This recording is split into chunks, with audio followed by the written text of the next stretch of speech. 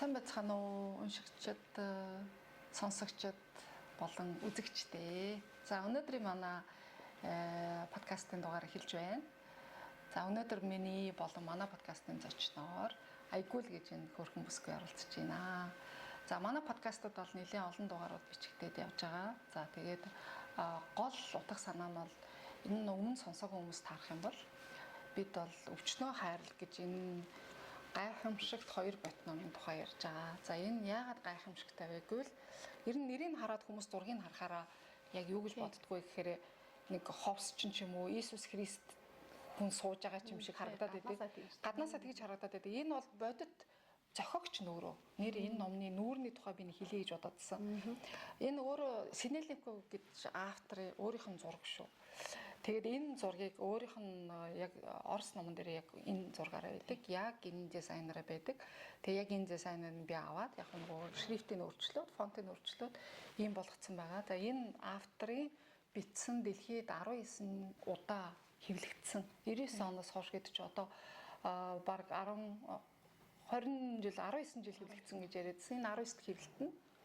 За тэгээ энэ автор бол өөрөө 30-аад ном бичсэн. Өөрөө бол психосоматикч, гипнозчин, ховсчин, шинжлэх ухааны доктор, дээр нь эмч хүн байгаа. За тэгээд энэ эмч хүн юун дээр үндэслэж энэ номоо бичсэн бэ гэвэл ерөөсөө өөрийнхөө туршлага дээр өөрийнхөө одоо пэшенттэй үйлчлүүлэгчдийн өвчин эмгэг дээр илаашилсан байдал дээр нь дүгнэлт хийгээд тэгээд нотлон суурилсан ангаах ухаан баггүй. Энэ бол юу гэсэн үг вэ гэхээр үнэхээр энэ хүний эдгээсэн хүмүүсийн түүхэн дээр энэ ном бичигдсэн гэсэн. Тийм болохоор энэ бол нэг уран зохиолын ном биш ээ гэж би нөгөө дугаар болгон дээр ярьдаг. Энэ бол хувь хүний хөгжлийн тухай ном, энэ бол шинжлэх ухааны ном. Энэ болохоор шинжлэх ухааны үүднээс байгалийн хуулийг ер нь нөгөө шашинтай холбосон. Тий. Дээр нь хүний бие махбодыг сүнслэг оршихуйтай холбосон. Материйг сүнс хоёрыг хооронд нь холбож өгөөд тэгээд далд ухамсар гэж юу гэдгийг ялгаж өгөөд одоо нэр тайлбарласан дээр бас энэ нэмэлтүүдийг хэлье. Тэгээд хүний далд ухамсар гэдэг бол хүний ерөөсө төрөөгүйгээс ахуулаад өмнөх удмуудын хідэн үеэр нь байгаа бүх түүхийг агуулж идэг далд ухамсар гэдэг бол хүний гайхамшиг. Тэгээ энэ далд ухамсараа сонсооч ээ, дотор хүнээ сонсооч ээ гэдэг хүмүүс ярьдаг штеп. Энэ дотор хүн гэдэг нь ерөөсө бидний дотор бидний тархинд хадгалагдчихийдэг тэр далд ухамсарын бүх мэдээлэл байдаг. Бүх мэдээлэл гэдэг нь орчлон хорвоо болон бусад бүх хүний тухай мэдээлэл, тэр ятга удмын мэдээлэл те бүгд орчиж идэг. Тэгээ энэ мэдээлэл сонсохгүй болохоро хүний ухамсарт тархин, логик тархин ажиллаад эхлэхээр хүний амьдрал дээрээс ормогоор эргээд идэг. Зөвхөн логикаа ашиглуулах хүн эзэж амжилтанд хүрэхгүй л яг тийм. Хүн ямар ч мэдлэгтэй байж болно, ямар ч доктор байж болно, ямар ч сууд хүн байж болно, ямар ч ерөнхийлөгч байж болно. Гэхдээ өөрийгөө далд ухамсараар сонсохгүй юм бол логик тархиа тайвшруулахгүй бол хүн амжилтанд хүрэхгүй л гэсэн. За одоо нөгөө номоо тайлбарлахаар нөгөө Айгуулгаа сайхан танилцуулсан хошилчлоо. За тэгээ манай Айгуул өнөөдөр ирсэн учир нь гэвэл манай охин өөрийнхөө идэгсэн маш хүнд өвчнөөс эдгэрсэн түүхээсээ бид нэр хуваалцаж энэ ном ямар ач тусаа манай Айгуульд өгсөн бэ гэдгээ ярилцахаар өнөөдөр ирсэн байгаа. За тэгээд хүрэлцэн ирсэн баярлалаа. Хамгийн түрүүнд энэ өдрийн мэнд хүргэе. Баярлалаа. Намайг өнөөдрийнхээ подкастт дөрж ингээл цаг зав хуваалцаж ингээд сууж байгаад маш их баярлалаа. Миний нэр Айгуул. Би 33 настай. 2 жилийн өмнө Бамбай хорт авдраар хагалгаанд ороод одоогийн байдлаар юм бүрэн идэрсэн байгаа. Мэдээж тэр хугацаанд би маш их ингээл хайлт ресерч хийсэн. Олон ч ном уншиж аваад би энэ номтой тааралцсан. Энэ бол хамгийн ихний хэвлэлтэн. Тэгээд миний одоо амьдралд маш их тус болсон ном. Би өөрөө нэг хамгийн одоо эд шийдтэй ном гэж хэлэх дуртай. Тэгээд өөрийнхөө өвчнийг ингээл шалтгааныг олох гэдэг хайж авал энэ номтой таарсан ном бол ерөнхийдөө ямар шалтгаанаар яг юунаас болж би ингээл өвдчихв. Ер нь хорт авдэр гэж өвчин яг юунаас болж үүсдэг талаар ерөнхийдөө шашинч талаас нь шинжлэх ухааны талаас нь ингээл олон талын мэдлэгээр бүр факттайгаар ингээл нийлүүлээд харуулсан ном байсан. Надад бүр амар таалагдсан. Тэгэл тэгж яваад баясгалан эмчтэй бас ингээд найзлаад ингээд танилцсан. Миний хувьд бол бүр хамгийн одоо шүтэж ингээд биширдэг эмч манаага. Мэдээж нөгөө хагалгаанд орсон хагалгааны эмч нар угаасаа номер 1. Миний хувьд бол маш чухал хүмүүс. Гэхдээ тэрний дараагийн миний идэрх нөгөө процессыг бүрэн ингээд дэмжсэн. Цаана нь ингээд аюу гоо сэтгэл зүйн хувьд бол ингээд давж гарах гол нөлөөг үзүүлсэн. Энэ номыг ингээд орчуулсан хүний үднээс би маш ингээд хүндэлдэг, маш их баярлалаа. Тийм. Би тэр чин чат бичээд нэг тэгээд танилцаа. Тэгээд хоёрдугаар битийнхаа нээлтэн дээр чамааг эмчтэй маань ингээд фрэнд реквест явуулъя гэхээр болохгүйсэн. Тэгээд би гол нь нөгөө найзлал гэж юусоо бодоогүй зүгээр таны энэ ном надад маш их тусалсан, надад маш их ингээд өөрчлөлтийг ингээд авчирсан. Дотоод талаасаа тэр далд хомсор дээрээ би ингээд ажиллахыг ингээд энэ номын ачаар сурж байгаа байхгүй мэдээж өвчнийхээ ингээд шалтгааныг хай гэд ингээл яг ботсон зүгээр ингээл ангаах талаас нь биш өөр талаас нь ингээл дотоод талаас тэгэл би ингээл ийм гоё ном уншиж байгаадаа маш их баярлалаад ингээл тань нэгэд чат явуулсан. Тий. Одоо ингээл идэрсэн байгаа болохоор би бас юу яаж байгаа байхгүй өмнөх одоо эрүүл байгаа хэвэнд ингээл буцаад ирсэн. Тэр нөгөө 2 жилийн хугацаа миний хувьд бол одоо маш надад намайг ингээл өөрчлөх одоо олон юу болсон үйл явдлууд болсон. Тийм. Тэрнээсээ хуваалцаж анх одоо эргээд харахад энэ хов тавдарч бай. Ямар ч өвчин бай өөрийн гэсэн үүсэх жамтай шалтгаантай гэж ярьдаг байхгүй. Одоо энэ номон дээр хүртэл чи одоо санаж байгаа бол ингэж ааш өвчин эмгэг үүсэх үндсэн ерөөсөө хэдхэн механизм бай. Механизм. Тэр нь юу гэхээр нэгдүгээрт энэ далд сэтэл гэж байдаг. Яг хөөхөр эрэл хүсэл зоригийг агуулж идэг гэнэ альва өвчин. Энэ өвчнөр дамжуулаад одоо цаашдаа тэр хүн төгсрөх гээд шүү дээ тийм шүү дээ. Хоёрт нь ихэр хор хөнөөлтөй бодлын нөлөөлөл. Одоо энэ хор хөнөөлтөй бодлын нөлөөлөл бол энд асар ихээр байгаа шүү дээ тийм. Энийг маш их миний хувьд ч гэсэн яг адилхан. Гурав дахь нь ихэ одоо нөгөө гашуун туршлага гэж байдаг. Одоо гашуун туршлага буюу травмууд энэ сэтгэл зүйн генетийн цочрлууд. Тэгээд дараагийнх нь болохоор нэг үзэл бодлороо ятгалтын нөлөө гэж байгаад байгаа байхгүй. Энэ болохоор үзэл хүн хэн нэгэн чамд өөрийнхөө буруу үзэл бодлоо ятгаж үнэмшүүлэх. Энээс болж бас үүсдэг өвчнүүдийн дотор хор тавдарч байгаад байгаа. Хор тавдрын хамгийн их үүсдэг нөхцөл нь энэ гашуун туршлага. Травма. Тий.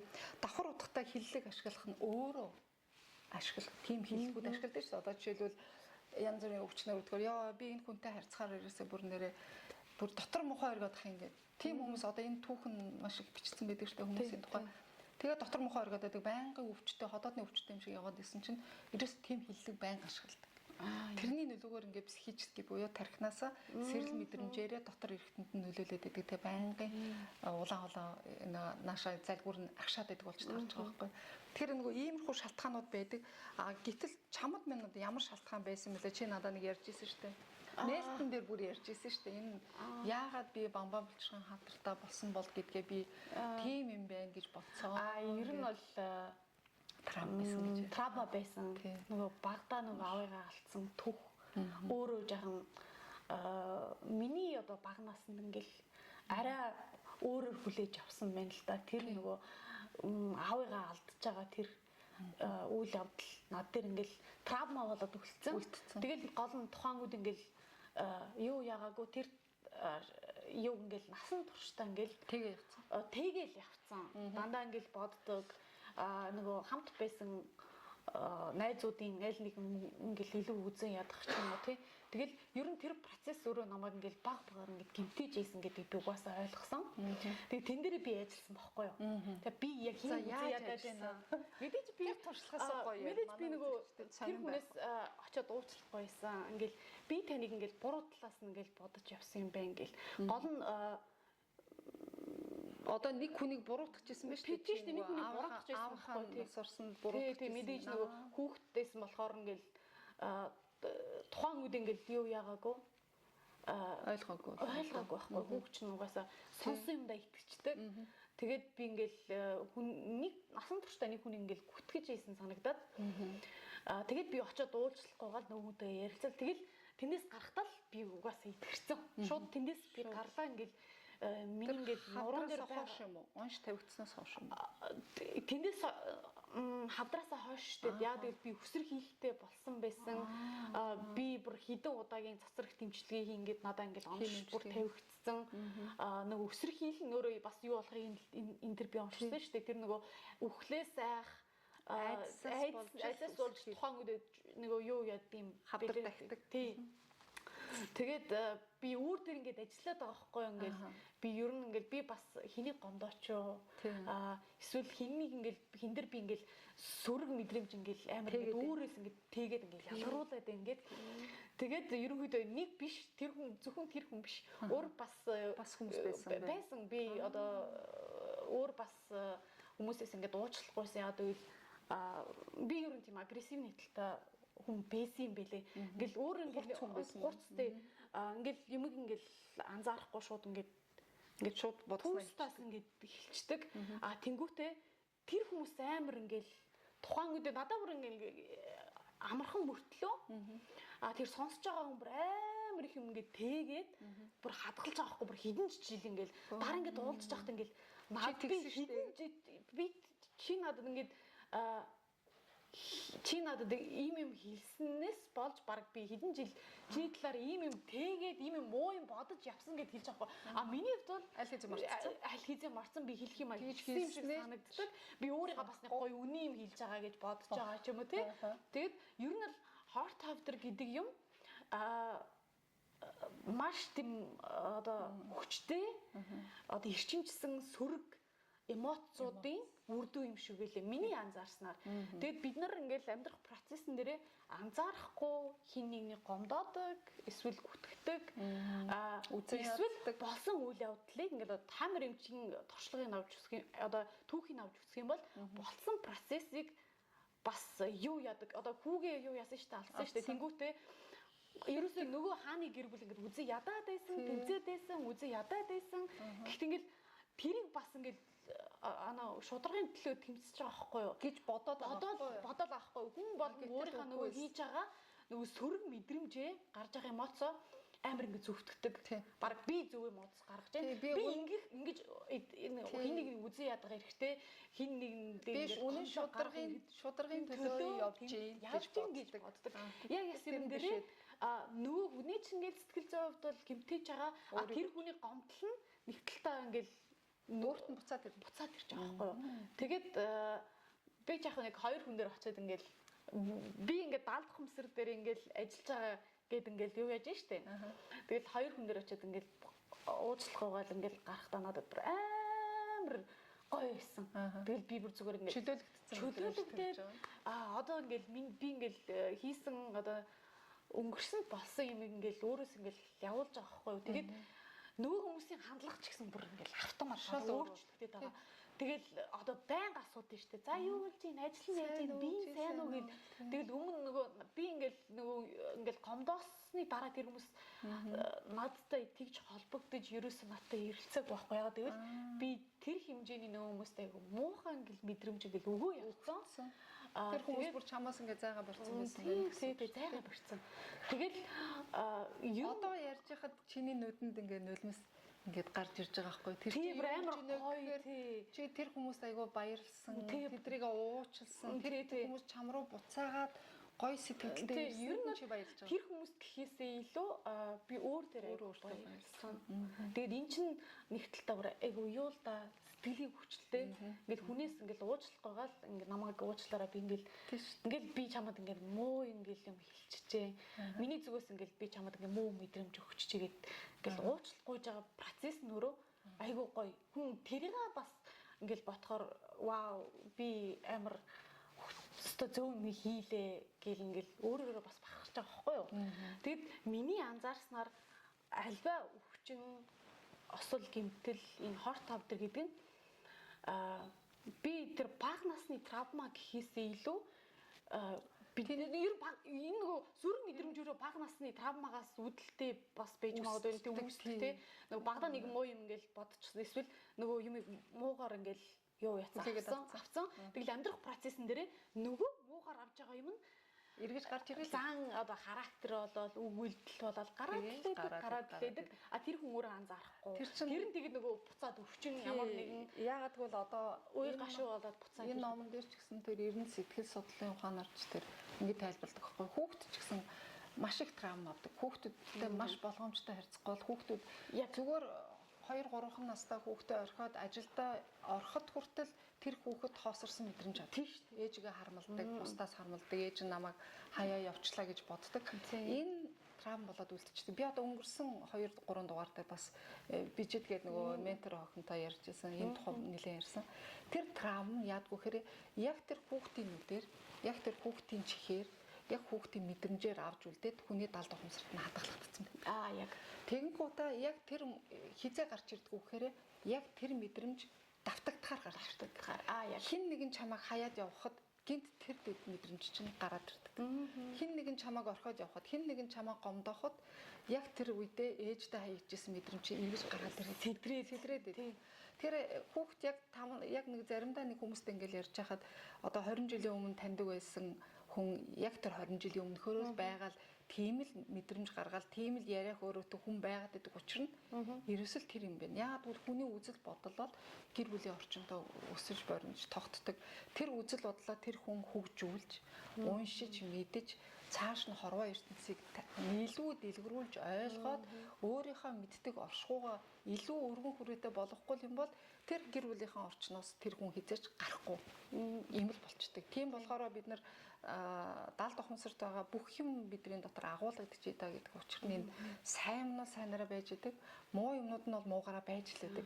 Тэр муу юмаа даван туулаад энэ үүссэн травм гэдэг юм уу, сэтгэлийн түгшүүр гэдэг юм уу, ямар нэгэн айдас байдаг юм. Одоо энэ ном дээр маш их байдаг шүү дээ. Одоо нэг автобусан сууж чаддгүй нэг бандийн тухай 17 настай хүүгийн тухай нэг юм түүх гэдэг шүү дээ. Тэр яасан бэ гэхээр багад нь нөгөө ээж нь нөгөө буруу хэрэг хийгэнгүүт нь айлгаад цоожлоод ингээд харанхуу өрөөнд ч үлээ хэдэн цаг суулгаад тэгээ гарч ирсэн тэр хүүхдэд асар их стресс, травм үүсээд тэгээ түүнээс хойш ганцаараа байж чадгаа ганцаараа бүр унаанд явах бүр байхгүй. Автобусан сууж явж чаддгүй тийм хүүхд болсон. Тэр ерөөсөө нөгөө тэр травмаас үүдсэн дараагийн юу байгаад байхгүй. Тэгэхээр энэ өвчин болгон дээр юу гэж ярьдаг байгаагүй л одоо жишээлбэл битээр ингээл энэ травмууд, энэ айдас, энэ түгшүүр, сэтгэлийн гутрал эдэр ингээл маш их хорт тавдарт хүргээд байна гэдэг байгаа шүү дээ. Тэгээ хаймар юм чи энийг болохоор бүх өвчин хорт тавдарт хүргэх юм уу үгүй тэр шиг бодлоо юм байхгүй. Гэхдээ энэ хорт тавдар үүсгэж байгаа энэ хоёрхан шатлал бол бүх өвчин дээр байдаг. Гэхдээ аль нь хорт тавдар болох вэ?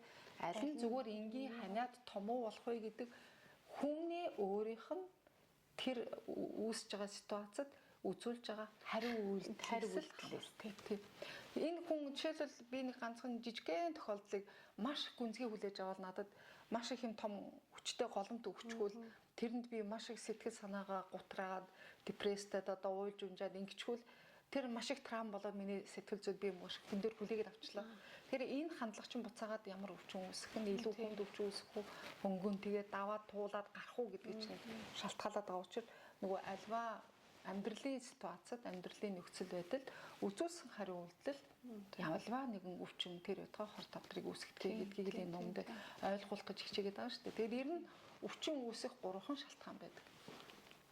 Тэгэхээр энэ шалтгаан бас чамд ч гэсэн яг л одоо чиний ярьж байгаа түүхээс би хараад байна л да. Нэг нь болохоор өөрийнхөө энэ хорвоод ирсэн учир шалтгаан ойлгохгүй байх юм. Би энэ дугаар болгон дээр энэ 3 шалтгааныг ярьдаг байхгүй.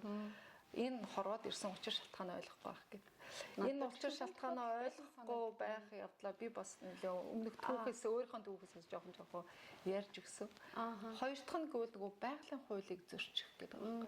Байгалийн хуульд чинь зүгээр энгийн маш олон хуулиуд байдаг шүү дээ. Тэгээд тэр олон хуулиудыг бас энэ ном дээр нэлээд тусгацсан байна. Тэр байгалийн хуулиудыг зөрчин гэдэг нь яг сөргөөр бүр шууд очиад тэр гол усыг хашаад байгаа ч юм биш. Байгаль дэлхийгээ сүйтгэхэд байгаа гэдэг утга биш. Хууль гэдэг бол одоо зүгээр л таталцлын хууль. Тэ ижил зүйлээ татдаг таталцлын хууль, физикийн хууль, химийн хууль. Энэ бүх хуулийг зөрчөөд ирэхээр байгаль ороо буцаагаад дандаа байранд нь тавьдгаа гэдэг чинь тэр. Гурав дахь нь гэхээр одоо энэ номны нэгдүгээр бод зааж байгаа нөгөө олон сөрөг сэтгэл хөдлөлүүд. Саяхан би нэг юуны хөгжим судлаач багшийн ганц цэцэг гэдэг багш байсан баха. Товчхон яриаг сонссон чинь ер нь хорвоо дэлхийд хүнийг хоёрхан л хуваадаг юм бэ. Тэр нь нөгөө нэг номет гэдэг чи одоо нөгөө юунаас ч хамаарахгүй тий ажил, мэрэгжил, боловсрол, хүйс тэр хүний эзэлж байгаа карьер, албан тушаал юунаас ч хамаарахгүйгээр дэлхийн хоёр хүнийг ерөөсөө нэг нь позитив, нөгөөх нь негатив. Ингэж л хоёр хуваана. Нэг нь эерэг хүн, нөгөөх нь сөрөг хүн. Сөрөг хүнийг яаж ч ухамсарлуулаад тэр хүн хизээч эерэг болохгүй байна. Яг бол тэр хүн өөрөө л хичээхгүй бол хизээч эерэг болохгүй. Яг зөв. Эерэг хүн бол байнга эерэг байна. Эерэг хүмүүс одоо ингээл энэ нөгөө дэлхийд байгаа энэ тэр бомтнуудын яагаад ингээл тэр бомтон улам баяжаад улам дэлхийн 10% энэ баяжууд эзлээд байна гэвэл энэ хүмүүс асар позитив. Асар хүнд авахаас илүү өгдөг хүмүүс. Гэтэл хорвоо дэлхий яадгүй бол өгдөг хүнээс буцаагаал аваад байдаг. Өгдөг хүнд буцаагаал өгөөд байдаг. Ийм л хуйлтай мөлий. Тэгэхээр энэ таталцлын хууль мэл энэ хуулийг зөрчих. Тэр нь өөрийнхөө энэ амьдралдаа чамд кайф өгөх өөрийн гэсэн өгөгдөл ажиллаа хийхгүй юм бол чи амьдралаас хязгаар таашаалахгүй л гэсэн үг шүү дээ. Тийм болохоор ад жаргалгүй байгаад байна. Тийм болохоор ядуу амьдраад байна л гэсэн үг юм байна. Тий. Тэгээ би өнгөрсөн дугаарууд дээр маш олон тийм ад жаргалын даврууд байгаа. Ярьж байгаа сэдв. Ад жаргал гэснээс нөгөө яг юу яаж байгаа шүү дээ нөгөө тэр нөгөө сервер хийж байгаа процесс шүү дээ нөгөө би хадраас ингээл идэрх хэвээр байдаг хэвээр гэл ингээд хайлт хийгээд тэгээ дээрэс нөгөө тэр хугацаанд амар аз жаргалтай байсан. Би бүр зүгээр максимум аз жаргалтай байсан баг. Тэгэд саанаасаа тэгсэн. Тэгэд нөгөө би энэ номыг уншаагүй багтаач баг юу яаж исэн. Зүгээр байгаа юм уу байгаагаар нь хүлээж авъя. Тэмцээ, дийлий, нэг өвчнийг зүгээр үгүй хийя гэл нэг өвчнийг үзий ятсан. Тиймээс мэдрэмж байгаагүй. Гол ном уншаад намайг дэмжсэн байхгүй. Чи баг одоо чи зөв хандлах хийж гэн өвчнөдөө. Одоо ингээл нөгөө хаммеринг нөгөө төмөр хуулийн талаас нь тэр яг ном өөр ингээл намайг ингээл нэгтэлт ингээл нэг хүмүүс болоод ингээл дэмжсэн байхгүй. Яг ингээд ярилцаад тэр тухай ингээд яг юу мэдэрч байгааг ингээл ярилцах хүн байхгүй шүү дээ. Ярилцлаа гэхэд нөгөө намайг ойлгохгүй. Тэгээд ном өөрөө яг надад ингээл сайн найзлуулсан. Тэгээд нэг сони юм нь энэ дээр нөгөө үлдчихэж байгаа шүү дээ. Нөгөө хавдрын нөгөө юу үсэрхийлэл байж байгаа шүү дээ. Би хизээ одоо идэх нь хизээ одоо тэр одоо яах юм би мэдэхгүй. Гэхдээ тэр процесс өөрөө бүр хүнийг ингээл хорвоогоос тасруулаад бүр амар аз жаргалтай байлгах юм билээ. Тухайн хүний хандлагаасаа мэдгүй бусад хүмүүс амар зовдөглах. Тэр хүний нөгөө юугаасаа хандлагаасаа. Тэгээд гинэт нэг 11 сар хавцаалахаар нэг сонин гэл нэг учир зүггүй ингээл аз жаргалтай амар позитив happy beat хүн нэг өдөр ингээл амар ингээл гониглаад ингээл нэг сонин болсон. Тэгээд яагаад би ингэж байна гэл гайхаад тэг чи 11 сарын сүүл лөө хаалганд орсны дараа энэ бүр жилийн дараа жил хагасны дараа тэгээд очоод үзүүлсэн чинь айл үржээ нөгөө хэмжэн бүр амар жижиг болсон баг нөгөө сайн нөгөө идэх шатанд орсон байхгүй. Тэгэд миний нэг анзаарсан юм нь ингээл би тэрийг тэгтлээ хайрлсан юм байна л да нөгөө биенээсээ явж байгаа хугацаанд надаа ингээл мэдрэгцэн. Одоо ингээл би ганцаараа үлдэх гэж байгаа юм шиг миний дотор нэг гоё найз байсан юм шиг нөгөө жижигхэн юунд хавдрын алга болоод ахаар миний хамгийн сайн надаа ингээл аз жаргал бэлгэсэн найз байсан байна. Тэгээд тэр идгэрч байгаа ингээд явж байгаа хугацаанд тийм сонир мэдрэмж төрөөд сонир талаас нь тайлбар. Ганцаараа үлдчихэж байгаа мó нөгөө my friend ингээд явжлаа гэж. Тэгээ айгуу гонсон болж байгаа. Тэгээд нөгөө хэвийн амьдралдаа би буцаад ирж байгаа байхгүй юу?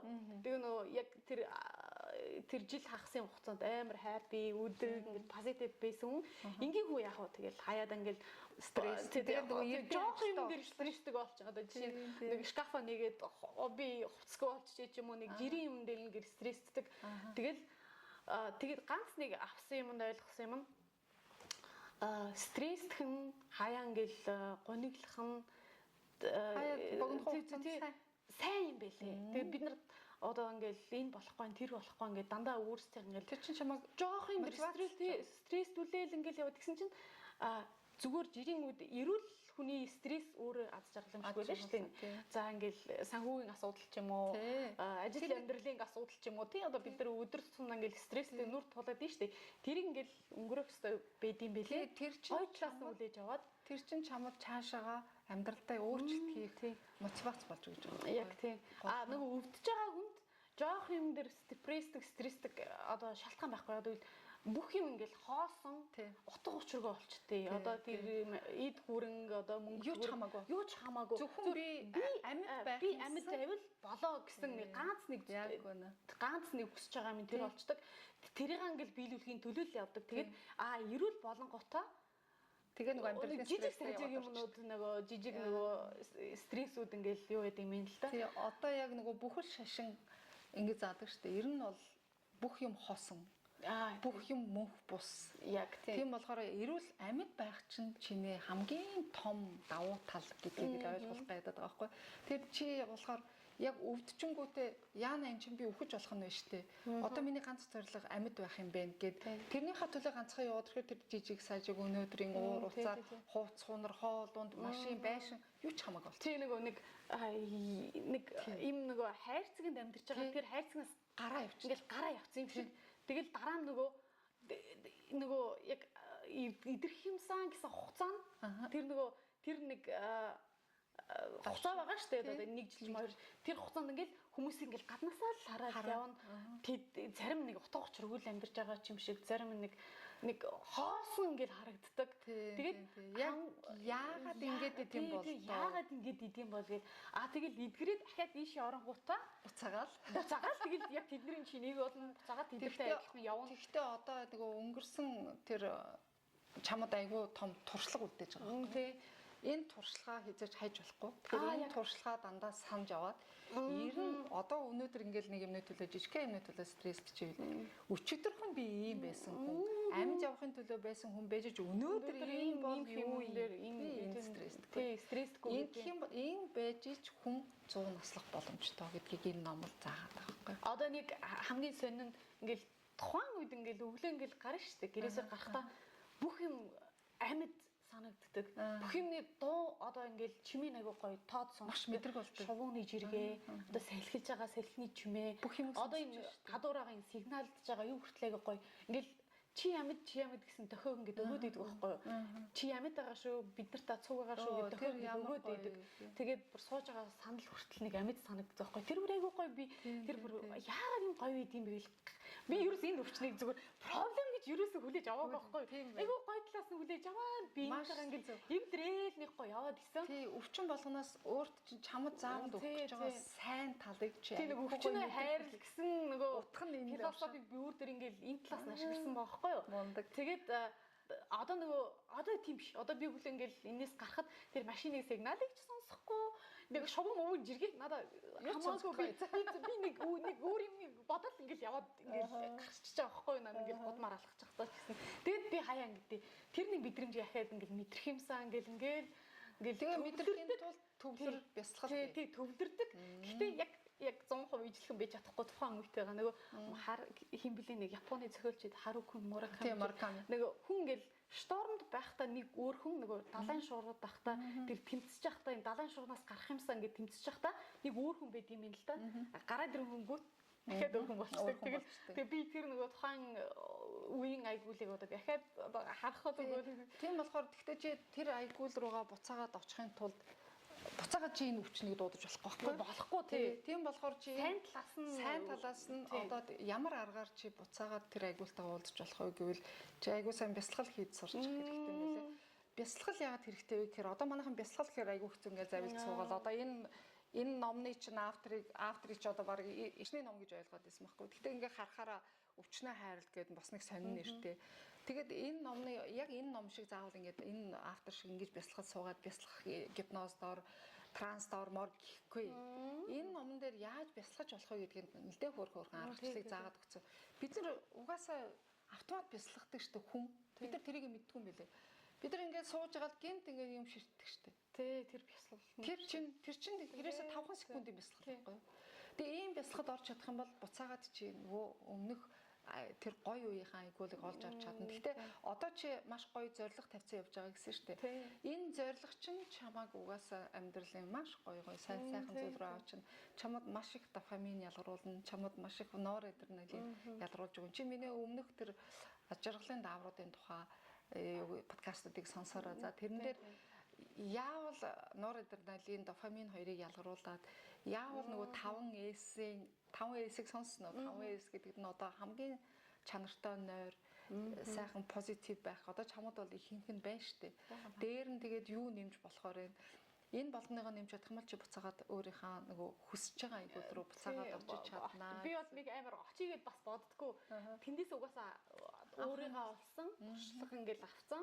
Тэрийг ингээд цаашдаа ингээд амьдрал ингээд гоё хэрэгжүүлээд хэрэгжүүлээл явна. Тэгээд аз жаргалын тухай ингээд аз жаргал гэж юу вэ гэдэг ингээд тав өөр хэлсэн шүү дээ. Ингээд нөгөө бүр ингээл өөрийнхаараа ингээл би засаал ингээл явах өөр аз жаргал юм. Тухайн үед би бас ингээл лимдэлт ингээл байсан шүү дээ. Гар хүл татаад босч чадахгүй. Ингээл ганц ингээл тусал ингээл уус ухаар ингээл энд ингээл амар өвдөж байгаа юм чинь юу ч чадахгүй шүү дээ. Тэгээд энд ингээл яатсан юм чинь хаалганд орсон юм чинь. Тэгээд зүгээр ингээл өөр ингээл аяглал ингээл усаа ингээл амар гоё ингээл ямар ч ингээл төвггүй өвдөлтгүй ингээл уусаж байгаа өөр аз жаргалахгүй. Тэгэл өөр ингээл хүлээрээ ингээл нойдроо яваад явна гэж чинь яваад би татж байгаа нь өөрөө аз жаргал. Тэгэд орноос ингээл өөрөө хинийч тусламжгүй өөрөө босноо гэж ямар их аз жаргал. Ингээд аз жаргал гэдэг нь бид амар том ингээл нэг юм ингээл төсөөлөл ингээл хүсэл тэрэнд яваад идэх хүүгээл идэх тэгсэн мөртлөө өнөөдрийнхээ аз жаргалыг мэдэрдэг байхгүй. Тий. Өнөөдөр ямар аз жаргалтай байна вэ? Би өнөөдөр өөрөө алхаж чинь, өөрөө явж чинь, өөрөө ингээд чип тэр яриа сууж чинь, өөрөө уугаад идэж чинь, өөрөө би засч чинь. Энд чинь бүгд нөгөө амьд хүний аз жаргал байхгүй. Энэ аз жаргалаасаа бид нар дэндүү холдчих. Тий. Бид нар юу хайгаад идэх вөхөр аз жаргалтай их мөнгөтэй болыг мөнгөний хойноос хөөцөлдөд явчих хүн төлөвлөлтөд. Тийм болохоор өнөөдрийн жижигхэн аз жаргалыг хүртэл мэддэг. Энэ ном дээр нөгөө сөрөг мэдрэмжүүдийн тухай ингээд орсон шүү дээ. Сөрөг эмоцуудын тухай. Тэгэхээр нэг хүн өөрөө сөрөг эмоцуудаа ингээд өдөртөөд ингээд тэрэндээ ингээд ажиллаад ирэхээрээ тэр нь өөрөө ингээд хүнд ингээд юм болгоноос ингээд аз жаргал авчирчээд. Одоо жишээ нь амжилтанд хүрж байгаа хүн дээр очиод баярлалаа эсвэл чин сэтгэлээсээ нөгөөнд ингээл өмнөөс нь ингээл одоо баярлж байгаа нь өөрөө аз жаргал нэг ажил нь бүтэхгүй байгаа хүн дээр очиод жоохон юм дээр ингээл туслаад ингээл дэмжих нь өөрөө аз жаргал болчиход байгаа байхгүй яа гэвэл нөгөө атаархал үзэн ядал гомдол тэр нөгөө шүмжил гэсэн нөгөө сөрөг мэдрэмжүүдийн ингээл байхгүй болчихгоотаа хүн ингээл юмнаас л аз жаргал авчдаг болчихдог. Тэгэхээр нөгөө хүн заавал өвдөж ээж аз жаргалыг ойлгох албагүй.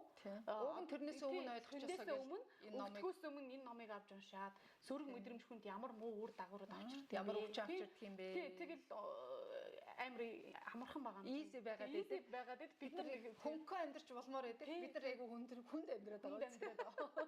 Уг нь тийм байлээ нэрээ бид нар амар том философитой ингээд нэг юм бодсон. Эсвэл нөгөө хөгшин хүмүүсийг тэдний нэг дээр үе нэг тийм амар нөгөө трауматай. Би л одоо эмигийн гэх юм бол эмээ маань одоо 23 26 он төрсөн шүү дээ. Намайг одоо 26 он төрсөн хүмүүжлж байхгүй. Тэр хүний хүмүүжил гэхээр бөөн одоо траuma шүү дээ. Одоо тэр байн давыгаа яаж алсан энэ би холын бэж авахгүй. Тэгээд жоохон хүүхд одоо өөрийнхөө нөгөө амар хүнд туусан амьдрал ярьж өгөн тэгээд тэр хүүхд амьдралын тухай юу ийм хэцүү юм байна штил гэж бодсон шүү дээ. Тэгэхээр одоо энэ ном дээр заагаад бол бага наснд үүссэн тэр үзэл бодлуудаа хүүхд өөрөө л уншиж, тэлж, хорвоо ертөнцийг таньж, ярилцаж, олны нийгэмшиж гэсэн үг лээ. Нөгөө хүмүүжил өөрөө айгүй юу байхгүй юу? Зарим хүмүүжил ингээл хайрцаглал тийм дотор сэтгэгээд, тийм дотор амьдруулаад, тийм дотор аз жаргалтай нэг байх хэрэгтэй юм шиг. Гэхдээ ер нь бол хайрцагын дотор биш гадна ингээл зөндөө ингээл амьдрал байна гэдэг. Зөндөө нөгөө эрүүл хайгуулгийг л хүн юмнаас аз жаргал авч болж байгаа. Гэхдээ ягаад ч юм нөгөө дээр үеийн хүмүүс нэг ингээл хайр тэдний аз жаргал олдог юм бидний аав ээж үе дээрээсээ бид нар л аз жаргал нээсэн. Тий. Ээж аавд бол зөвхөн бидний төлөө амьдарсан. Тэгээ бид нар том болоод гараа явчихгууд гэрээс нь гараа явчихаар ээж аав нар маш unhappy болдог. Маш жаргалгүй болдог. Тэгээ одоо настай хүмүүсээ одоо энэ 70-аас дээш насны хүмүүс яагаад тархинд нь цус гараад байна? Яагаад бүгдөө өвдгөн бүгдөө хөвтчээд байна? Яагаад дийлэнх нь чихрийн шижинтэй байна. Яагаад хавдар болоод байна? Энэ номон дээр нэг юу байдаг шүү Яагаад дээ. Альцгеймер болоод байна гэдг нь бүгд Энэ номон дээр нэг юу байдаг шүү дээ. Бас нэг ээжийн тухай яригддээ шүү дээ. Нөгөө дандаа хүүхдүүдтэйгээ ирэхгүй болохоор хөл нөхцөн билүү? Нөгөө ийдийн ингээл нөгөө анхаарлын төвсээд татах гэж би нөвдсөн бай. Тэгэхээр яг эснэр өвдөх шалтгаан байгаа. Тэгэн гот үзүүлэхэд тэр хүмүүсд нь ирүүл байгаад байдаг. За тэгээд хүүхдүүд нь ирээл тэр ээж ирүүл болчтой шүү дээ. Яг тэр ингээд хүмүүс жоохон за юм гэж юу эдийн ингээл хүмүүс одоо айгүй их тэгж хандна. Гэхдээ энэ хандлага болгон чинь цаана энэ ямар нэгэн учир зүйтэй бүгд энэ холбоотой байдаг. Энэ ном ер нь даан өвчнөд ч биш нийгэмд одоо хүн болгонд нээлттэй ном байхгүй. Хүн болгон уншаад өөрийнхөө амьдрал дээр хүн болгон хэрэгжүүлэл аль өөрт нь хэрэгтэй юм энэ номоос олоод авчих юм бол ер нь альва нийгэмд хандах хандлага, хүнд хандах хандлага, өөртөө хандах хандлага. Аав ээжүүд бас заавал унших ном өстой санагдсан. Хүүхдүүдтэй хандах хандлага ер нь аав ээж байхын одоо гол миссиа нь юу вэ? Тэрийг ойлгуулж хэлэхдээ яг манай аав ээжүүд бол биднэрт бүгдийг тайлбарлаж өгч чадахгүй. Энэ хорвоо ихэнх ч ууж бас тэрийг ингээд шууд буруудах чадахгүй. Би энэ тал дээр тэгээ бас аав ээжийг шүмжилж болохгүй. Тийм шүмжилж хамгийн чухал нь тэр ихгүй. Шүмжилж болохгүй. Гэтэ яг энэ тухай ярилцж болно. Ээжтэйгээ ингээд суугаад ингээд би өөр ер нь ээжтэйгээ ярилцсан байхгүй юу. Тэгээд гэтэ миний ээж ер нь бол хайрлалын үнэлтэй амар их хайрладаг. Ингээд хамт тоглодог. Ер нь бол дураараа яг ээжийн тал дээр бол бид нар хайрцаг нь байгаагүй байхгүй. Би нэг эмигийн хүүхдээс болохоор ч хайрцаг нь байсан. Ээжийн тал дээр бол ээж нөгөө юу байхгүй нөгөө яг нөгөө юу вэ сойлогц тэгээд ном байдаг шүү дээ. Нөгөө хүснээр нь ингээл байлгах байхгүй. Хүссэн тоглоо морон тоглуулцдаг, хүссэн газарт наваачдаг. Ингээл бүхэл бөмбөг тоглоомоор хүүхдээ хөвөл бөмбөг тоглолцдог. Бараг нөгөө нохойн ингээд гүлэг одоо манай нохоо байсан байхгүй нэг гүлэг нөгөө гүлгөө төрүүлэнгөтэ 4-5-аар нь төрүүл. Тэгээд ээж нөгөө гэртээ байлгамаар байд гүлгнүүдээ тэгсэн юу яаж авахгүй юу авчираад угааж муугаад бүр ингээл нэг өөрөө нэг нэхмэл хийдэг болохоор цамц мадс ингээл нэхэж өгөөл. Тэгээд манай дүү тэр ингээл тэрвэрэд унтдаг байсан. Тэгээд бусад ээжүүд бол одоо манай одоо 90-ад оны ээж аав нарт яг тийм цаглаа байсан юм уу тийм хандлага байсан юм уу мэдгүй. Тэгээд ээжтэй би ганц баярлдаг юм ингээл чөлөөтэй сэтгэхийг өөрөө хангалттай юу байсан. Тэгээд нөгөө дандаа ингээл юм ирэл хилээл яваад идэг. Тэгээд ерөөсөө хязгаар байхгүй. Тэр ямар ном уншноо, ямар хүмүүстэй найзлах уу, мэрэгчлэр ажиллана уу, ажиллахгүй байна уу. Тэгээд дандаа ингээд чөлөөтэй байлгадаг байсан. Тэндээ би ингээд таалагддаг байхгүй. Ер нь бол казак ээжүүдийн дунд нөгөө хүүхдүүдэд чөлөөтэй байлгадаг ээж нар жаа ховор байдаг. Нөгөө шашнаасаа ёс соншлоосаа. Тэгээд ээжтэй ганц таалгахж ингээд баярлж явдаг юм. Чөлөөтэй үсгэж дороороо байлгах нэг таалагддаг. Тийм шүү дээ. Ер нь тэгээд нөгөө тэрүүгээрээ нөгөө юу яаж авах вэ? Одоо бол ер нь ээж нарыг ярихад би сая 70-аас 80-аас дээш насных нь ягаад Монгол улсад одоо ер нь Монгол ард түмний дунд аягүй Альцгеймер тэгээд нөгөө дименшн буюу тэнэгрэл гэдэг өвчнүүд энэ настангуудад аягүй их залгаад байгаа. Хор тавдрын хажуугаар. Энэ болохоор яг хүний биедээ хоргүй. Гэтэл энэ бас нэг эерэг талтай байхгүй. Одоо би ээжийнхэн түүхийг ярих гэдэг л да. Манай ээж 5 хүүхд төрүүлсэн. Би одоо багийнхан дээдл байхгүй.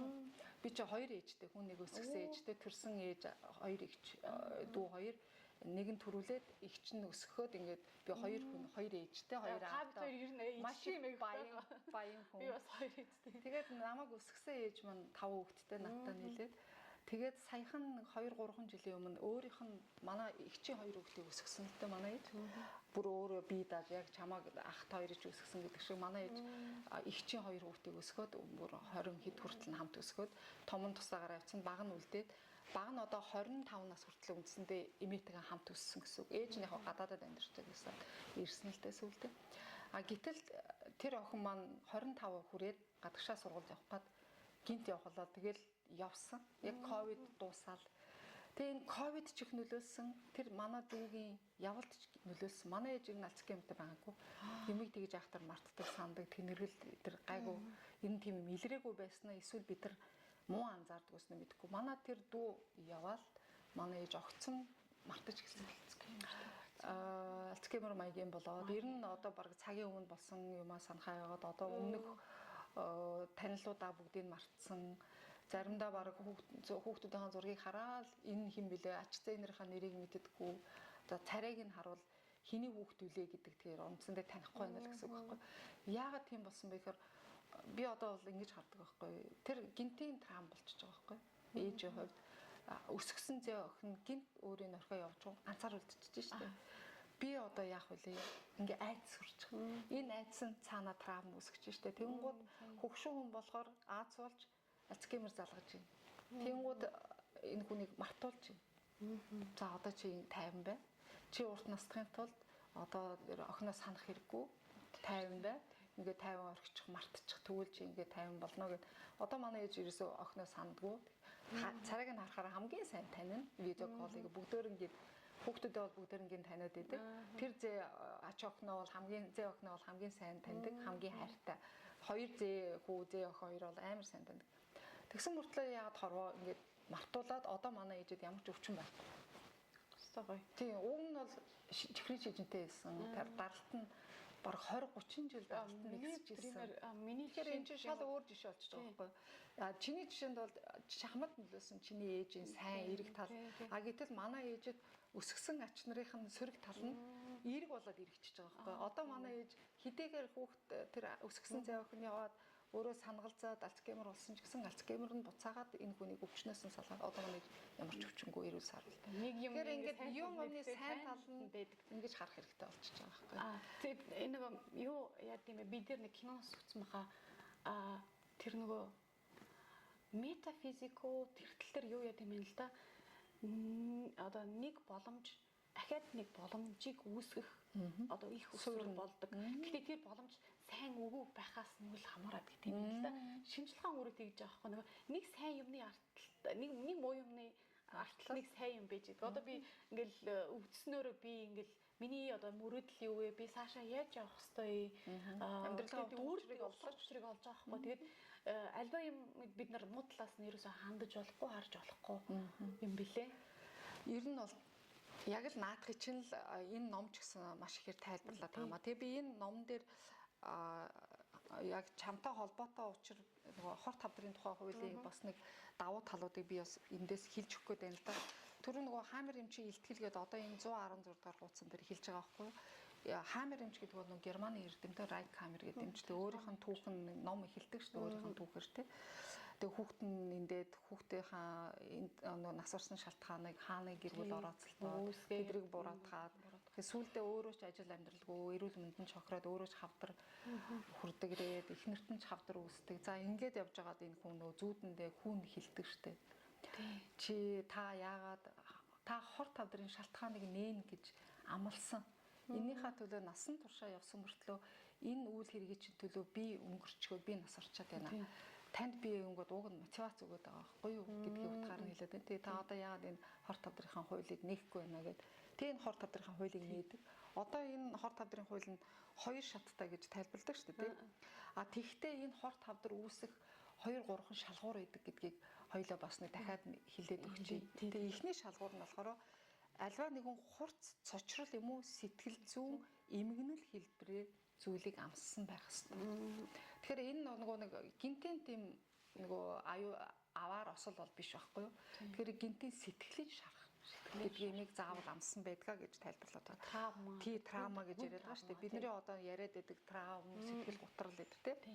Хоёрдугаарт нь болохоор энэ цочрол нь түүний хувьд гинтийн байх хэвээр гэдгийг заавал хэлдэг. Тэгэхээр яг ийм байгаад ийм 3 шалгуур байгаад хүн заавал хор тавдар тусна үүснэ гэсэн үг бол биш байхгүй юу? Биш. Энийг яаж даван туулсан бэ? Эхний шатаа яаж эргээр хүлээж аваад эргүүлж чадаад өөртөө ашигтай зүйлээ яг чам шиг эргүүлж аваад идэгсэн бэ гэдгээс хамаарх байхгүй юу? Идэхгүй энэ шат ингээд улам гүнзгийрээд энэ траума улам гүнзгийрээд байх юм бол жинхэнэ хавдарчин цаашаа үржээд үсэр хийлээд ингээ яваад байна л гэсэн. Тэгээ нөгөө наад талаасаа хичнээн имжлүүлээд хичнээн одоо имжлэгээ аваач шалтгаантай нэрлдэг болохоор тэгээ нөгөө өөрийнх нь шалтгаан үүсэн сэтгэл зүйтэйгээ ажиллаагүй учраас идэхгүй байна л гэсэн. Гурав дахь нь болохоор хүн өөрийгөө арчаагүй байдлаар мэдэрч энэ зовлонд нь хинт ч нөлөөлж чадахгүй, хин ч нөлөөлж чадахгүй, хинтэй ч хуваалцах чадахгүй гэдэг тийм мэдрэмжийг авдаг юм. Тийм үед хавдар үүсдэг гэж тайлбарлаад байгаа байхгүй юу. Энэ 3 шалгуур байх ёстой. Ийм шалгууруудыг заавал тэр хүнээс гаргах ёстой байх нь шүү дээ. Одоо хавдартай хүнтэй байх юм бол ярилцах нь шүү дээ. За чи ямар траум үүссэн чи сандаа. санаа тэр травмын одоо Хамер эмч бол хуваалцах чадахгүй байсан. Тийм шүү дээ. Хинтээ ч энийг шийдэж чадахгүй байсан. Угаасаа хинч шийдэж өгөхгүй байсан. Тэгэл Маш гүнзгий травм байсан. Энэ гинтийн байсан. Тэгээ энээсээ болоод энэ хүн чинь нөгөө хавдар үүссэн байдаг шүү дээ. За тэгээд энэ шалгуурыг даван туулсны дараа бол энэ хүн 2 дугаар шат руу шилжихгүйгээр 2 дугаар шатандаа шилжээд эдгэрэх ёстой. А шилжээгүй бол 2 дугаар шат буюу дулаан шатанда шилжиж чадаагүй бол энэ хавдар үүсдгээрээ үүсээд эмгэг жамаараа томроод тэгээд өстой жинхэнэ хаалгаанд орох яах вэ гэхээ шийднэ. А энэ номон дээр бас их саяны хийсэн 3 шалгуурыг нэрээ яг Хамер эмч өөрийнхөө хүүгийн нэрээр Дирк Хамерын хам шинж гэж DHS гэж товчлоод одоо шинжилгээ ухаанд яг энэ томьёогоор явж байгаа юм билээ. А энэ шатыг нөгөө эхний шатыг бол нөгөө хүүтийн шат гэж нэрлэдэг шүү дээ. Хоёр дахь шат нь болохоор дулаан шат буюу одоо эдгэрлийн шат нөгөө бүх судсууд нь нээгдээд цусны урсгал сайжраад хүчил төрөгчөөд бүх бие хангагдаад ирэхээр эдгэрнэ гэсэн утгыг хэлээд байгаа байхгүй. Тэгээд Дирк Хамер хэмжээ гэдэг шүү дээ. Энэ хорт хавдрын төмөр хуулийг нээхдээ 2 нээлт хийсэн гэж ярьдаг байхгүй. Нэг нээлтийн нь л шүү дээ. Өвчин гэж нэрлэгдэх зүйл нь урд өмнө бодож байсан шигэ бие моддох үйл ажиллагааны зөрчил доголдол биш. Хорт үйл явцын үр дагавар биш. Энэ бол эрдүүл, сэтгэл хөдлөл, сэтгэл зүйн стрессийг даван туулахын тулд байглаас бий болгосон биологийн програм шүү. Тэгэхээр биологоор бид нэр кодолчдөг байх юм шүү дээ. Саяны энэ 3 шалгуур үүсэнгүүт нь биологоор одоо энэ чинь зүгээр гаднаас хийсэж ирж байгаа юм биш байхгүй. Бид нэр биологийн програмыг кодолчингууд чинь тэг нөгөө хавдар гэдэг юм чи ерөөсөө зүгээр эмгэг ургалт. Эсийн эмгэг ургалт. Гэтэ маш их хоруу чанартай ургалт гэж ярьдаг байхгүй. Тэгэхээр өмнөх подкастуудаар би бас ярьж ирсэн да. Хавдар гэдэг юм бол одоо нэг хүн маш их эготой хүн бол ингээд өсөд дивжээл хаана хүрэх очоод буцаагаад байсан байранда буудаг та буруу яваад байв. Яг энэ хорт хавдар яг л тийм юм. Нэг эсийн, нэг эготой эсийн замбрааг ургалт ингээд замбрааг ургалт. Нөгөө өөрийнхөө үүрэг ороолоо мэдхээ ичдэг. Нөгөө би бүх эрэгтнүүд өөрийн гэсэн үүрэг ороолтой. Ямар ч нэгдүгээр эрэгтэн, ямар ч адгийн эрэгтэн гэж байхгүй гэж ярьж байсан. Тэрэн шиг эс болгон өөрийн үүрэг ороолтой. Тэр үүрэг ороолоо буруу хийгээд ирэхээр буруу ургалттай замбрааг ургалтаас болоод хорт хавдар үүсдэг. Хоёрдугаар нээлт нь бол энийг хэлээд байгаа юм. Аливаа өвчин эмгэг буюу одоо нэрлэж заншснаар биологийн програм нь хөгжлийнхөө 2 үе шатыг дамждаг юм а. Нэг нь болохоор нөгөө хавдрын 2 дамждаг шатыг ярьж байгаа. Нэг нь симпатомимез, нөгөөх нь парасимпатик үе шат гэж 2 үе шатыг дамждаг юм байна гэд энэ хорт хавдрын 2 нээлт хийснээрээ энэ хүн яг Германы шин ангаа ухаан гэдэг психосоматик шинжилгээ ухаан буюу хүний тарих, сэтгэл мэдрэмж хүний бие махбодтойгоо байнга холбоотой. Тэгээд хүний сэтгэл мэдрэмжээр оюун бодлороо бие махбодоо үүддэгэн шүү. Юу хоол юу идэн тэр чин чам шингээл чи тарган байх уу, туранхай байх уу, чи гоё байх уу, эмоцтой байх уу, эмоцгүй байх уу, чи негатив байх уу, позитив байх уу гэдгийг хамаардаг бол хүний тарих ч гэсэн яг ялгаагүй. Чи тархиндаа ямар хоол өгнө? Сайн бодол өгөх үү, муу бодол өгөх үү? Тэрнээс ч аваарчл чиний гадаах бодит сэтгэл, биеийн илэрхийлэл чинь, чиний үйл хөдлөл чинь, чиний хүн гэдэг бод галчинд харагддаг. Одоо юм баахгүй зүгээр би нэг бас нэг жишээ анзаарсан. Одоо нэг хүн ингээл нэг газар л ингээд очмооргүй байна. Өөр ингээл хүсэхгүй байхгүй юу? Тэр хүн угаасаа тийш явахыг хүсэхгүй байна. Ялтчгүй ингээл хүмүүс албатаад ч юм уу тийш яваач ч аахгүй болдог. Тий. Тэмээ ингээл тэр хүний хөлөнд өгдөж байгаа байхгүй юу? Ягаад олон бол хөлн ирүүл угаасаа ирүүл хүн байсан. Гэтэ яг тэр хүн тэндээ тэр хугацаанд тэр байгаа хугацаанд тэр хүний хөлн бүр амар хүн дээр өгдөж байгаа байхгүй өвдгөөр юм ч юм уу тий. Тэгээд миний хөл өвдөд энэ шалтгааны мэдхгүй ингээд байхгүй. Тэгээд гол нөгөө очих хүсэлгүй байсан. Нэг хүсээгүй газарт очсон болохоор аль нэг биеийн эргэтэн ингээл төхөөгөөд байхгүй юу. Чамд чи угаасаа ингэ бохгүй юм чи гэдэг байх ёсгүй гэд. Явахгүй байна. Ингээ наазах юм жишээ нь яг би нэг сүүлд нэг 2-3 сарын нэг хүнээс анзаарсан. Тэгээд ингээд өөрөөс нь асуусан байхгүй юу. Ингээл чи ингээл энд ирсэнд ингээл таатай байна уу, таагүй байна уу гэд асуухаар ер нь л эрхийг хүсээгүй гэл тэгээд авахгүй. Тэгээд хүсээгүй хэрнээ ирсэн болохоор хөлн өвдөд байгаа. Би яг нэг номыг уншсан болохоор тэр талаар ингээд дүгнээд харсан. Өөрт нь хэлсэн үү? Өөрт нь хэлсэн. Энэ нэг өвчнөө хайр гээд номонд юм бидэн штэ. Та ингээл хүсээг байгаа болохоор таны хөл өвдөд байна. Хэрвээ та хүсэж ирсэн бол таны би яг танд юм сөрөг юм төхөө өгөхгүй баг яах ч бүх ажилчин тэтгэл ёстой. Тэгэхээр ер нь сөрөг сэтгэл юм уу тэхэл юм бол тэгэл ажил хэрэг дээр ч юм уу өвчин зовлонгоор ч юм уу энэ бүх юм чинь чи буруу яваад байна гэдгийг илэрхийлсэн л ерөөсөө л өвчин юм бий байдгаа л гэдгийг энэ ном бас тайлбарлаад байгаа шүү дээ. Тийм. Тэгээд нөгөө зөв хоолтон тал дээр би амар их анхаардаг гэсэн байхгүй дэлгүүр орохоор баг хоосон шахуу гардаг. Энэ глютен энэ мэдхгүй бүх юм ингээл хараад байхгүй юу. Тэгэл ингээл шинжээл нөгөө нилээгээд ангаахын номыг бас уншчихжээ тэр хугацаанд. Тэгэд одоо болохоор фаст фуд идэнэ.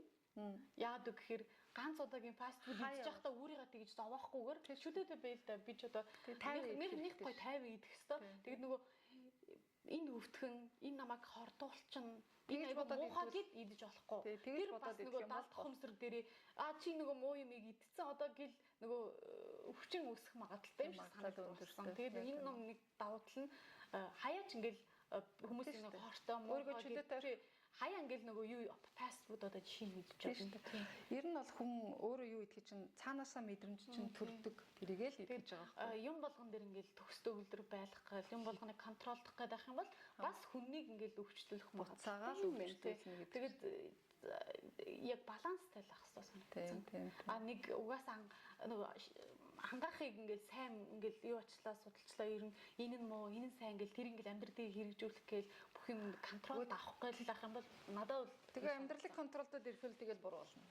Яг зөвхөн амьдралыг хийж битгий контролдороо битгий хянаараа бусдыг ялангуяа битгий хянаараа өөрийгөө ч гэсэн битгий хян зарим үедээ зүгээр байгаа юмыг байгаагаар зүгээр байгаа юмыг байгаагаар нь орхиод хүлээж аваад тэндээс ашигтай өөртөө хэрэгтэй зүйлийг хүлээж аваад хэрэггүйг нь хайж чадах юм бол амьдрал чамд буцаагаад билгээ өгнө л тгийг энэ ном зайгаад байгаа. За тэгээд бид тээр өнөөдөр айгуулынхаа түүхэн дээр энэ хоёр гайхамшигтай 1-2 дугаар бот номыг товчхон ч гэсэн та бүхэнд бас тайлбарлах гэж хичээлээ. За тэгээд дараагийн подкастаар энэ номын баяр болох гэж байгаа шүү дээ. Тийм номын баяр одоо 18-9-нд амралтын өдөр болох юм байна. 5 сарын 18-9-нд болох юм байна. Тэрнээс өмнө манай подкаст тавигдаж амжвал ямар ч гэсэн манай үзэгчид очоод номоо худалдаж аваарай. За хаана байгаа вэ гэхээр бүх номын дэлгүүрүүдээр байгаа. Интерном, их дэлгүүр, Аз хуур номын дэлгүүр, Мир номын дэлгүүр, Буглоод CGM сайтаар хүргэж байгаа. За мөн бас бид нэр доороо дандаа description-тай дугаараа орхиж байгаа. Тэр дугаараар бас гэртнэ хүргэж өгж байгаа хүргэлт байгаа. За энэ ном бол дуусаагүй байгаа. Та бүхэн битээ санаа зовоорой. Дахин нэмж хэвлэгдэж байгаа. Тийм болохоор та бүхэнд хэрэгтэй бол энэ номыг олж авч уншаарай. Амьдралаа өөрчлөөд эрүүл саруул урт удаан наслахын тулд өөртөө эзэн байгаад өөртөө хайртай байгаарай гэж хүсье. За айгуултай баярлалаа. Танд бас маш их баярлалаа. Надад ингээл амар нээлттэй ярих ингээл өөрийнхөө тухай бас ингээл гоё ярих боломж өгсөн танд маш их баярлалаа. За баярлалаа. Олон хүнд боломж өгөхийг бодноо. Тий, таны энэ номыг олон хүн авч уншаасай. Олон хүн өөрийнхөө амьдралаа өөрчлөө сайн талаар ингээд өөрчлөөс өөр дээрээ гоё дотоод нөгөө талаасаа гоё ажил одоо дотоод хувирал сэтгэлтэй тий. Энд дэр юу гэдэг вэ? Дотоод хувиргалтын аргачлал гэдэг аахгүй айгүй гоё юм. Энэ аргачлал нь угаасаа энэ ном дээр байгаа. Тэгээ хүн болго энд бол тийм хэцүү биш. Сэтгэл зүг удирдах аргачлал. Тэгэхээр хүн болго энэ нэгдүгээр байтыг авч уншаад дотоод хувиргалтаа хийгээд өөртөө л гоё эзэн амьдраараа. Хоёрдугаар бот бол ерөөсөө ямар өвчин юмгийг үүсдэг юм. Ямар би бас найзуудаа танилуудаа дандаа ингээд санал болгож байгаа. Энэ номыг уншаарай. Би энэ номыг уншсаа гоё эдгэрсэн шүү гэж байнга ингэж хэлж байгаа. За маш баярлалаа. Тэгээд ийм эдгэрсэн хүмүүсийн түүх бол асар их одоо надад хүсэлт ирдэг. Тэгээ тэр хүн болгонтой би уулзаад подкаст хийж амжихгүй. Тэгээ хамгийн ойрхон байсан хамгийн анхны эдгэрсэн түүхээ ярьсан хүн бол манай айгуул байлаа. За тэгээ зөндөө олон мессеж бичиж байгаа утсаар хүртэл надад хэлж байгаа хүмүүс зөндөө байгаа. Тэгээ бүх хүмүүстээ маш их талархлаа. Энэ бол та нар надад талархаж байгаа болооч энэ авторт нь талархах илэрхийлэх хэрэгтэй. Би бол энэ номыг зөвхөн орчуулсан. Тэгээд чадан ядан та бүхэнд хүргэх гээд ингэж подкастууд хийж явдгийн шүү. Тэгээд эндээс бол надад маш их би кайф авдаг. Ярьж байгаа хүмүүсээс нь ойлгоод амьдралаа өөрчилсөн хүмүүс олон байх тусам энэ миний хийж байгаа подкастын энэ ном орчуулсан зорилго юм шүү. Тэгээ бүгдөө ирүүл байгаараа. За бүгдээрэнд надад жаргал баярлалаа. баяртай. Баяртай.